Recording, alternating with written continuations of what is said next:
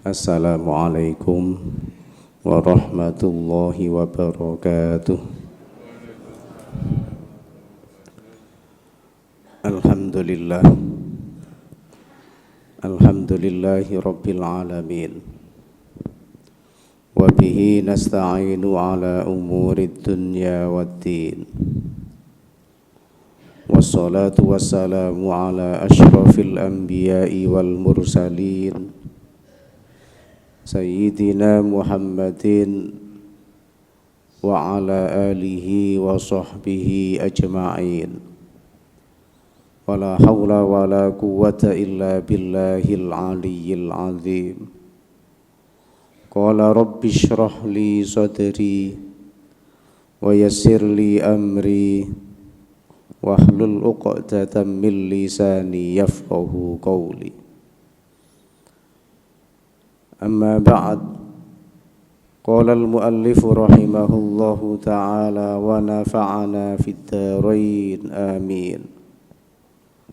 Hadratal muhtaramin, para alim, para asatidz, para jamaah, para bapak ibu sedaya rahimakumullah. Alhamdulillahi rabbil alamin. Monggo kita selalu bersyukur dhateng ngarsanipun Gusti Allah atas segala kenikmatan ingkang sampun kita terami sehingga ngantos injang niki kita tasik dipun paringi kegiatan dening Gusti Allah untuk nambahi ibadah, untuk saged iktikaf teng masjid, salat jamaah subuh lan terus saged ngaji. Mugi-mugi nikmat ingkang sampun dipun paringaken dhateng kita niki akan selalu ditambah lan ditambah terus sehingga kita saged nambahi langkung kathah malih ibadah kita. Amin amin ya rabbal alamin. Hadirin rahimakumullah. Termasuk nikmat yang diberikan oleh Allah niku nggih kita saged nggunakaken waktu kita niki kangge ngaji. Sebab Kanjeng Nabi dawuh layyasba al-mu'minu min khairin yasma'uhu hatta yakuna muntahahu al-jannah, rawahu Tirmidzi. Wong mukmin niki tidak pernah kenyang, mboten nate ngrasa cukup untuk mendengarkan kebaikan, untuk ngaji sampai akhirnya puncaknya itu adalah surga. Dadi mboten enten wong mukmin terus wis cukup ilmune, wis gak perlu ngaji malih, niki ndak ada. Jadi orang mukmin itu selalu haus, selalu lapar dengan ilmu, selalu rindu dengan kebaikan-kebaikan yang didengarkan. Sebab niku sing iso memenuhi kebutuhan rohani kita. Kalau kebutuhan jasmani itu selalu kita cukupi dengan dahar, minum, dan itu setiap hari. Lah, rohani kita pun juga seperti itu, harus diasupi makanan-makanan sehingga rohani kita niki sehat. Makanya kebutuhan rohani itu tidak pernah berhenti, tidak pernah selesai sampai nanti puncaknya itu adalah kematian. Dadi rek wis tiyang niki wafat wis prei pun mboten ngaji malih, tapi sebelum itu tetap kita membutuhkan asupan-asupan daharan untuk rohani kita. Sholawat serta salam mugi tercurahkan datang junjungan kita baginda Rasulullah sallallahu alaihi wasallam. Hadirin rahimakumullah. Kita terusaken pengawasan kita tentang riba. Kalau kemarin telah diterangkan bilih riba itu termasuk salah satu di antara dosa besar yang merusak iman, yang merusak agama kita. Sementara kadang-kadang kita tidak merasa kalau nopo agama kita niku rusak, pola ibadah temen nggih. kesahenane niki terus, tapi asupan yang dimakan dalam setiap hari niki duit riba, harta riba.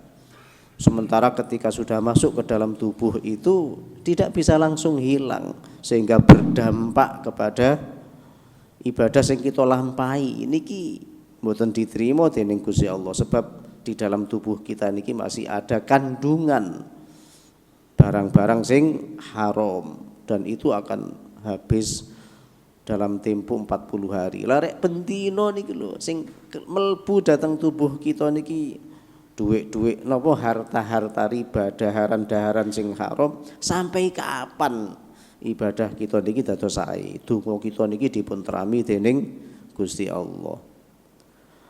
Hadirin rahimakumullah. Wa Ahmad, ada hadis riwayat Ahmad bisanadin sahihin, dengan sanad yang sahih. Wa Tabrani, termasuk hadis riwayat Imam Tabrani an Abdullah bin Hanzalah, saking sahabat, saking Abdullah bin Hanzalah,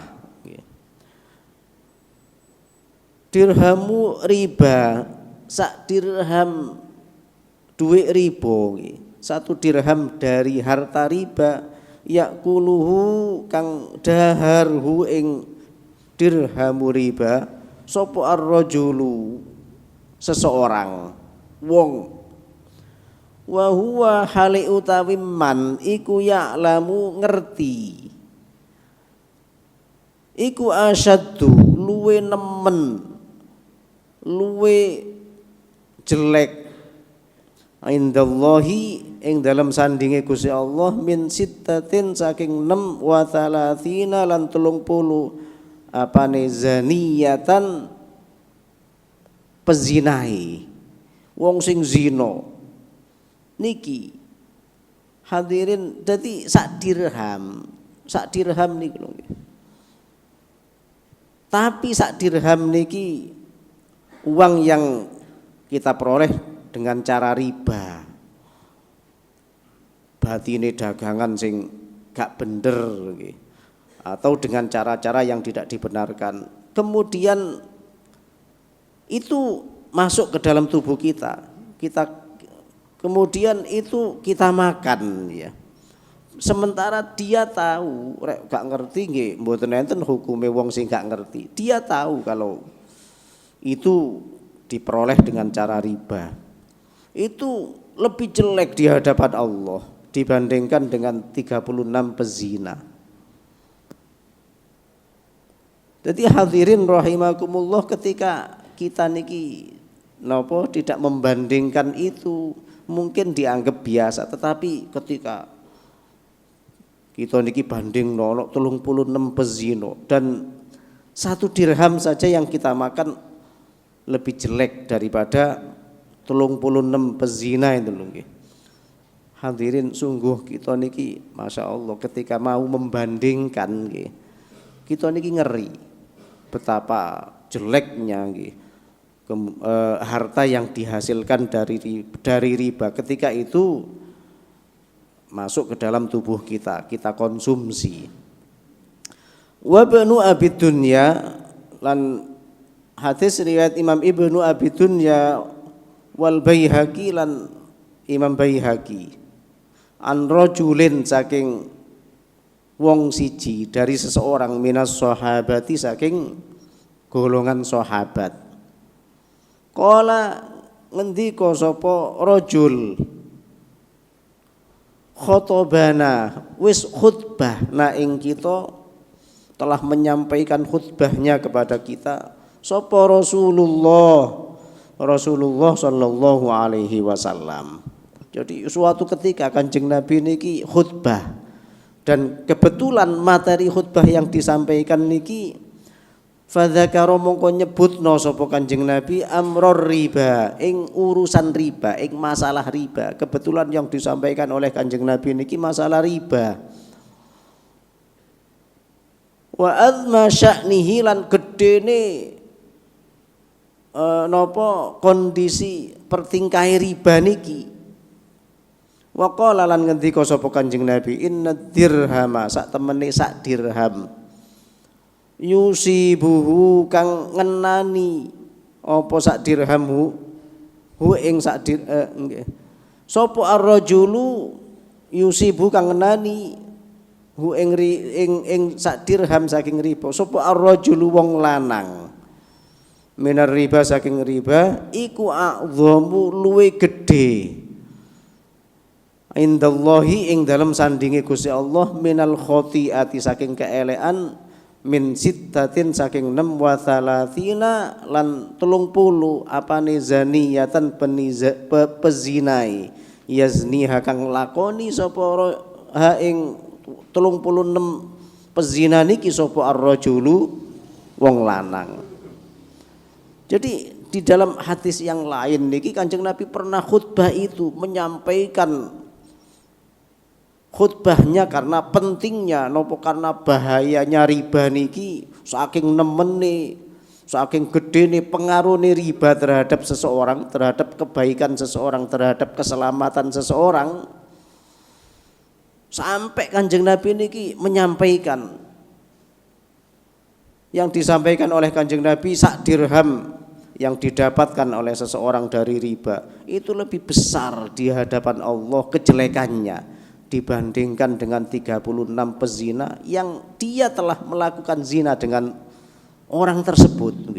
Jadi sak dirham niki luwe elek di hadapan Allah dibandingkan dengan berzina dengan 36 orang. Masya Allah niku sak dirham niki lebih jelek dibandingkan dengan nglakoni zina ping 36 dengan seorang pezina dengan pezina-pezina. Hadirin dan ini bukan untuk ngapunten dibuat pertimbangan. Wis rek ngono tak zina ae nggih mboten ngoten.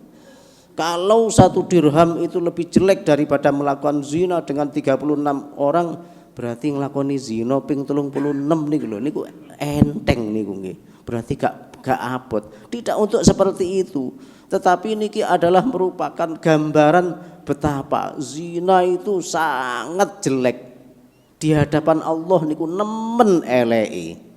Di hadapan Allah niku nemen resikone niku lho nggih. Untuk menjadikan seseorang itu tidak selamat, untuk tidak menjadikan seseorang niku lho mboten saged selamat teng akhirat niku lho nggih. Karena 1 dirham dari harta riba. Jadi koyok ngeten dampak dari harta riba niki sebab bagaimana akan menjadi tidak lebih jelek kalau seorang kalau berzina itu loh orang melakukan perzinaan iku seiso tobat ngoten lho nggih. Seiso tobat niku. Tapi ketika dimakan yang dimakan itu lho nggih dari riba dan itu tidak bisa habis, tidak bisa hilang dari tubuh kita karena menjadi saripati napa di dalam tubuh kita nggih dadi darah nggih menjadi napa daging di dalam tubuh kita dan itu tidak bisa hilang. Ketika 1 dirham saja kita makan dan itu sudah masuk di dalam tubuh kita maka dampak yang terjadi itu lho nggih selama 40 hari sekian hari ini lho nggih ibadah wis mboten diterima, dungane nggih mboten diterima dan dari makanan inilah akan menjadikan perilakune niki akan napa sulit untuk mendapatkan nur dari sinar-sinar hidayah jadi untuk bisa mendapatkan kebaikan kalau itu masuk di dalam tubuh kita sehingga digambarkan seperti itu jadi kejelekannya itu sedemikian nemen ngoten nggih sampai lebih jelek di hadapan Allah dibandingkan dengan melakukan perzinaan dengan 36 orang niku lho nggih sangat mengerikan sekali.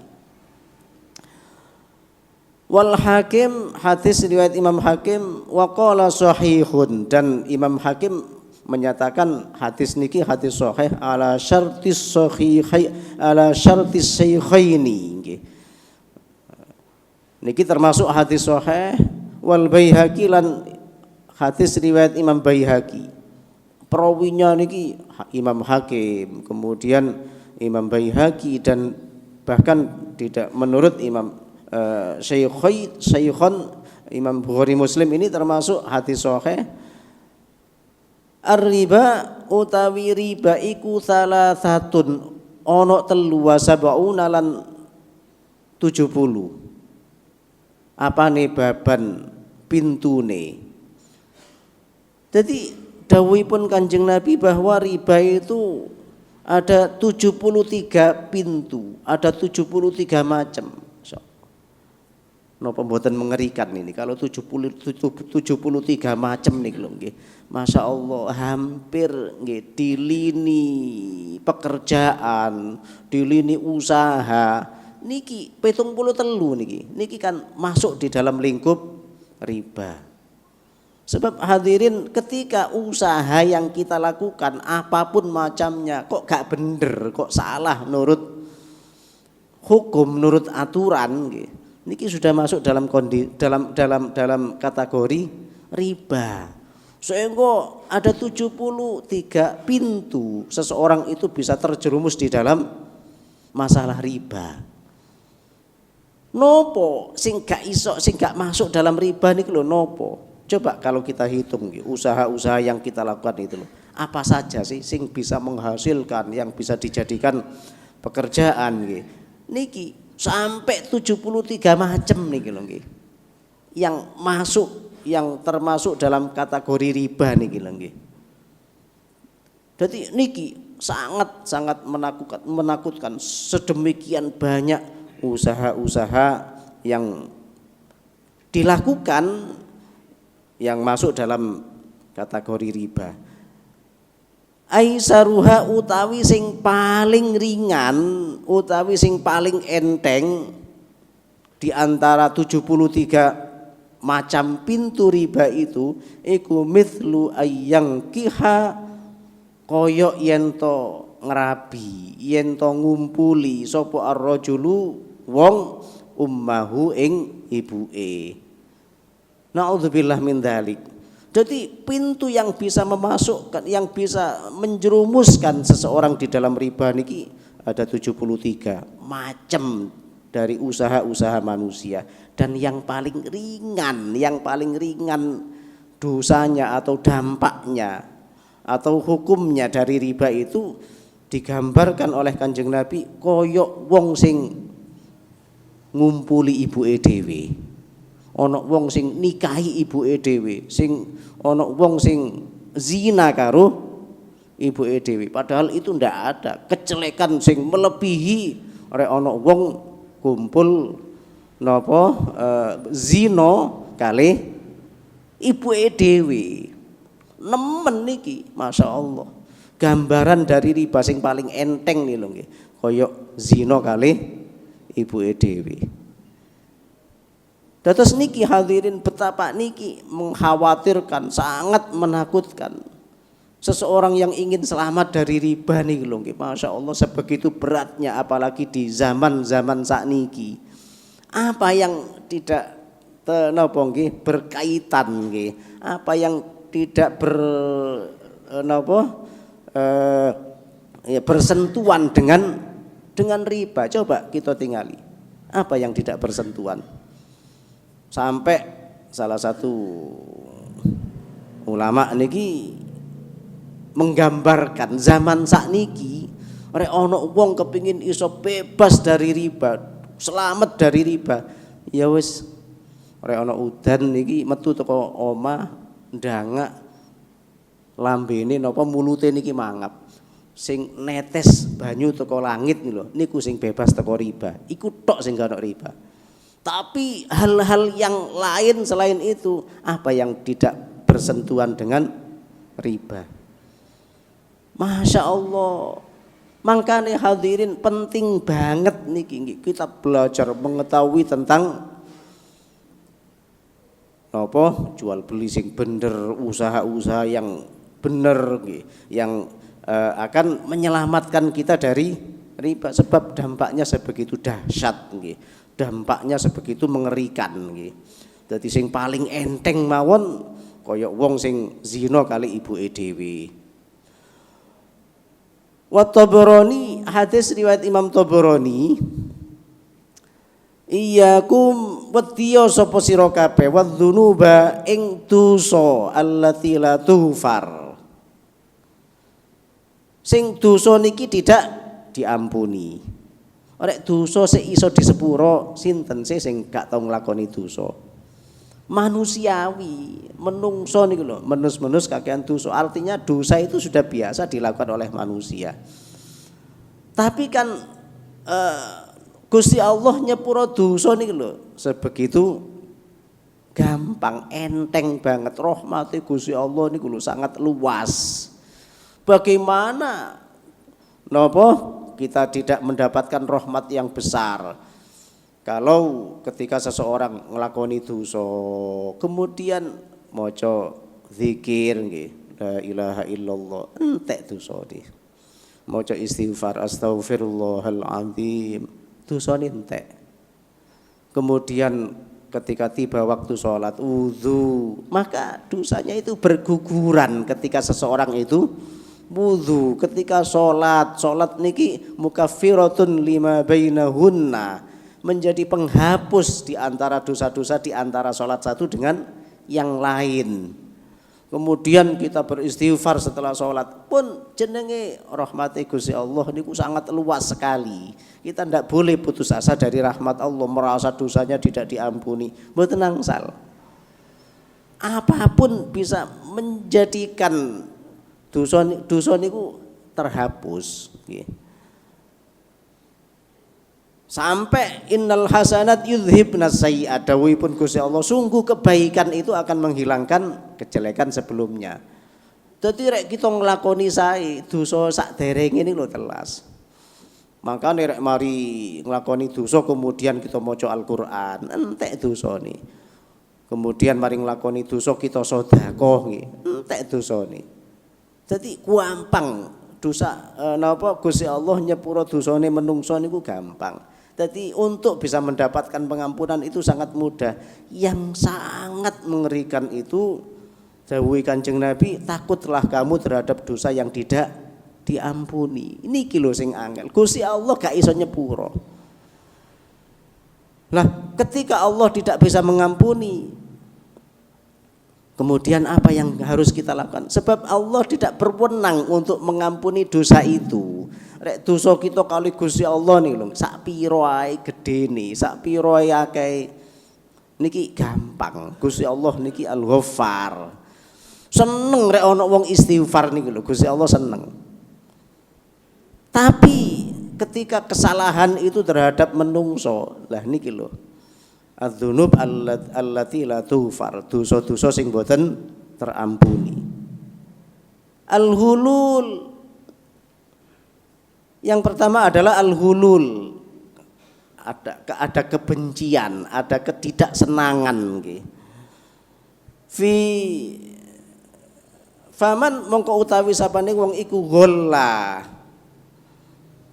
benci, tidak senang, sayan ing suwiji-wiji, ata mongko teko sapa man bihi kelawan kebencian itu yaumal kiamati ing dalam dina kiamat. Sehingga di dalam Al-Qur'an ini wala taj'al fi qulubina ghillal lil ladzina amanu, jangan kau jadikan ya Allah di dalam hati kami ada kebencian terhadap sesama mukmin, terhadap sesama muslim.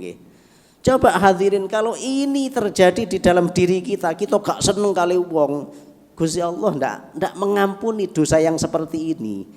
Sampai kita niki njaluk sepuro dewi dateng mereka, orang-orang yang bersangkutan. Dadi rek mboten njaluk sepuro, tidak pernah kita memohon maaf kepada mereka karena kebencian kita, karena ketidaksenangan kita. Sampai kapanpun Allah tidak akan mengampuni dosa itu. Istighfar sing akeh nih lho, Gusti Allah mboten nyepuro, sebab kesalahannya niki mboten kesalahan dateng Gusti Allah, tapi terhadap sesama manusia. Lah ini dosa-dosa yang tidak terampuni.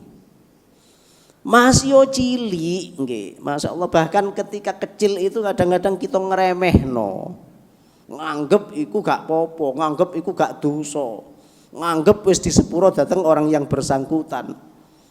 Wong bendino ketemu yo mesam-mesem, yo salaman, yo gak popo. Tapi tahu tak kita di dalam hatinya itu dia ikhlas atau tidak. Jangan-jangan itu masih belum nopo karena kita belum pernah meminta maaf sik durung ikhlas ngoten lho. Padahal kesalahan-kesalahan yang kecil nggih. Dan itu akan sampai terbawa nanti, tidak selesai di dunia kalau kita belum memohon ampunan. Kalau tidak kita selesaikan di dunia, sampai di akhirat nanti akan tetap terbawa, akan dituntut di hadapan Allah nanti nggih. Niki hadirin yang kita takutkan. Jadi karena itu kita harus hati-hati dengan siapapun, ojo sampai kita niki berbuat salah kepada mereka. Semakin banyak kesalahannya ya semakin banyak tuntutannya di akhirat nanti. Lajeng sing nomor kali yang tidak terampuni niki wa aklur riba lan mangan riba. Makan harta yang riba itu yang tidak diampuni oleh Allah. Faman mongko utawi sapani wong iku akala mangan sapa wong ar-riba ing riba bu'aitha mongko dibangkitkan sapa man yaumal kiamati ing dalam dina kiamat majnunan hale kaya wong gendeng ya takhobat sing ketempelan nggih. Jadi yang kedua yang tidak diampuni oleh Allah itu adalah makan harta riba, makan harta yang haram. Barang siapa yang memakan harta riba di akhirat nanti dia akan dibangkitkan seperti orang gila. Tsumma qara'anu li maca sapa Kanjeng Nabi sallallahu alaihi wasallam alladzina wong-wong akeh yakuluna kang padha mangan sapa alladzina ar-riba ing riba ila akhiril ayah nggih. Alladzina yakuluna riba la yakumuna illa kama yakumul ladzi yatakhabbathu syaitanu minal mas ila akhiril ayah nggih. Terus niki hadirin dampak yang terjadi ketika seseorang itu makan riba nggih. Dan ini termasuk kategori dosa sing boten disepuro dening Gusti Allah.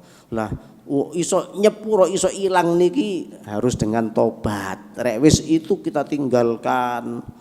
Pekerjaan itu kita tinggalkan nggih. Wis pokoke kita sudah tidak melakukan itu lagi. Kita wis ngerasa kapok nggih. Kita wis tobat datang Gusti Allah. Niki baru Gusti Allah nyepuro. Tapi rek sik durung tobat, dosa-dosa yang seperti itu tidak akan diampuni oleh Allah nggih. Hadirin inilah nggih, dan ini masih ada hadis-hadis yang berkaitan dengan cerita riba, bagaimana yang dilihat oleh Kanjeng Nabi ketika Nabi Isra Mi'raj nggih. Bagaimana kondisi orang riba ketika nopo di akhirat nanti nggih. Dan itu akan kita kaji di pertemuan yang akan datang.